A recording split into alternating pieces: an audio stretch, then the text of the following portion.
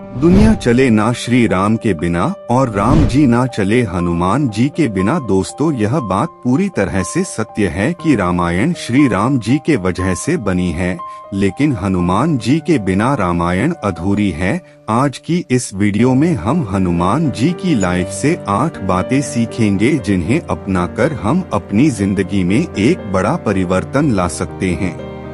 हनुमान जी परम भक्त, परम मित्र और एक वफादार साथी है। वह इतने बलवान, इतने शक्तिमान और इतने बुद्धिमान होते हुए भी अहंकार से बहुत दूर हैं। भगवान के बाकी सभी अवतारों के विपरीत, जिन्हें अपने उद्देश्यों को पूरा करने के बाद इस पृथ्वी को त्यागना पड़ा, वही भगवान हनुमान जी को भगवान शिव जी द्वारा एक विशेष वरदान प्राप्त था। उन्हें मृत्युंजय वरदान प्राप्त हुआ था, जिसका अर्थ है वह सदा अमर रहेंगे। तुलसीदास द्वारा लिखी गई हनुमान चालीसा में हनुमान जी की उदारता, महानता, उनकी निष्ठा, प्रेम और मित्रता का सम्मान करने के साथ साथ उनकी बुद्धि, शक्ति, भक्ति आदि सभी के विषय में लिखा है। हनुमान जी के जीवन से हम बहुत कुछ सीख सकते हैं, जो हमारी बेहतर जिंदगी के लिए, हमारी सफलता के लिए बहुत जरूरी है। तो आइए दोस्तों, हनुमान जी से सीखते हैं सफलता के ये 8 गुण जिन्हें अपनाकर बदल जाएगी हमारी जिंदगी। पहली सीख है, अहंकार कभी न करें, सदा झुक कर रहें। कहते हैं वही पेड़ झुकता है जिस पर फल लगे होते हैं। जब हनुमान जी सीता जी का समाचार लेकर सकुशल वापस आए तो सभी ने उनकी प्रशंसा की। हनुमान जी चाहते तो अपनी शक्ति और पराक्रम का बखान कर सकते थे, पर उन्होंने ऐसा नहीं किया और अपना सारा श्रेय भगवान श्री राम के आशीर्वाद को दे दिया।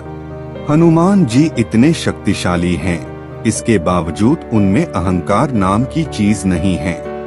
वे बहुत विनम्र हैं और अपने भगवान श्री राम के प्रति समर्पित हैं। एक मजबूत शरीर, उसके साथ ऊंचा मनोबल, धन धान्य से पूर्ण होने पर भी हमेशा विनम्रता एक बहुत ही बेहतर गुण है। हनुमान जी के इस गुण से हम सीख सकते हैं कि आप जिंदगी में कितने भी सफल बन जाएं, आपका स्तर कितना भी ऊंचा हो जाए, आप कितने भी धन धान्य से पूर्ण हो जाएं, कभी अहंकार की भावना आपके हृदय में नहीं आनी चाहिए। आपका अहंकार नहीं, बल्कि आपकी विनम्रता और करुणा ही लोगों के हृदय में रहती है। दूसरी सीख है, अच्छे काम का अच्छा नतीजा। हम जो भी करते हैं, जैसा भी करते हैं, किसी न किसी रूप में हमारे पास वापस आता है। जब देवराज इंद्र ने हनुमान जी पर वज्र से प्रहार किया था, तब हनुमान जी अचेत हो गए थे। हनुमान जी को गहरी चोट आई थी। उस समय उनकी अच्छाई और उनके द्वारा किया कार्य काम आए और सभी देवी देवता उन्हें आशीर्वाद देने आए। सभी से उन्हें वरदान में शक्तियाँ और आशीर्वाद मिला।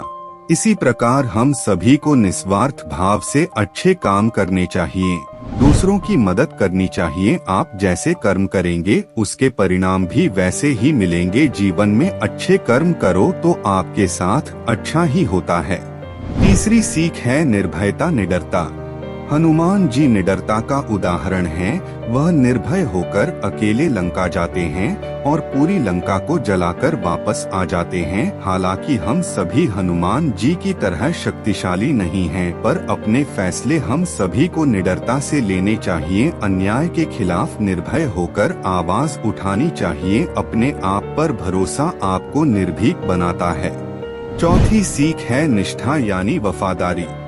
रामायण में हनुमान जी ने कई बार प्रभु श्री रामचंद्र जी के प्रति अपनी निष्ठा का परिचय दिया है। सुग्रीव और बाली के आपसी संघर्ष के वक्त भी प्रभु राम को बाली के वध के लिए राजी करना, क्योंकि उस वक्त एक सुग्रीव ही प्रभु राम जी की मदद कर सकते थे। इस तरह हनुमान जी ने सुग्रीव और प्रभु श्री राम दोनों के कार्यों को अपने बुद्धि और चतुराई से सुगम बना दिया। यहाँ हनुमान जी की मित्र के प्रति परम निष्ठा और आदर्श स्वामी भक्ति हम सभी के लिए एक बहुत ही बड़ी सीख है। पांचवी सीख, कर्तव्य निष्ठा। हनुमान जी को जो भी कार्य सौंपा गया, उस काम को उन्होंने हर हाल में पूर्ण किया। अपने कर्तव्य को निभाने के प्रति उन्होंने कभी नकारात्मक सोच का प्रयोग नहीं किया। जैसे कि मैं नहीं करूँगा, मैं नहीं कर पाऊंगा, मैं समझ नहीं पा रहा इसलिए नहीं कर पाऊंगा। जिस वक्त लक्ष्मण रणभूमि में मूर्छित हो गए थे, उनके प्राणों की रक्षा के लिए हनुमान जी को संजीवनी बूटी लाने का काम सौंपा गया। तब हनुमान जी पूरे पहाड़ उठा लाए, क्योंकि वे संजीवनी बूटी नहीं पहचानते थे। हनुमान जी की कर्तव्यनिष्ठा से हम सीख सकते हैं कि मनुष्य को अपनी जिम्मेदारी के प्रति शंका स्वरूप नहीं, वरन समाधान स्वरूप होना चाहिए। बिना स्वार्थ के कर्म करना। जब से हनुमान जी ने प्रभु राम को अपना गुरु मान लिया, तब से लेकर लंका पहुंचाने और अयोध्या आने तक हनुमान जी बिना किसी स्वार्थ भाव से हर काम को करते रहे। श्री राम के प्रति उनकी भक्ति निस्वार्थ थी। दोस्तों, हम जब भी कोई काम शुरू करते हैं, उसके लाभ, उसके परिणाम की चिंता पहले करने लग जाते हैं। हनुमान जी द्वारा हम सीख सकते हैं कि काम करो, लेकिन स्वार्थ भाव से नहीं, बल्कि पूरी निष्ठा से, बिना किसी स्वार्थ के। 7वीं सीख है अपने भावनाओं को काबू में रखना। जब हनुमान जी अकेले लंका पहुंच गए और पूरी लंका को जला भी आए, तो क्या सीता जी को अपने साथ नहीं ला सकते थे? बिल्कुल ला सकते थे, पर हनुमान जी ने ऐसा नहीं किया। वह प्रभु श्री राम के दूत बनकर गए थे। उन्होंने सीता जी से कहा, मैं चाहूँ तो आपको अभी रावण की कैद से मुक्त कराकर ले जा सकता हूँ, पर मैं ऐसा नहीं करूँगा। मैं आपको रावण की तरह चोरी से नहीं ले जाऊँगा, बल्कि प्रभु राम रावण का वध करने के बाद पूरे सम्मान के साथ आपको यहाँ से ले जाएंगे। हनुमान जी ने अपनी भावनाओं पर काबू रखा। उनके इस गुण से हम सीख सकते हैं कि हमेशा अपनी भावनाओं को काबू में रखना चाहिए। किसी भी स्वार्थ से विचलित होकर अपने लक्ष्य को नहीं त्यागना चाहिए।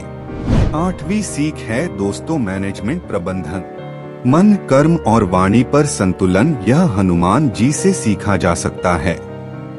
हनुमान जी मैनेजमेंट के सबसे बड़े गुरु हैं।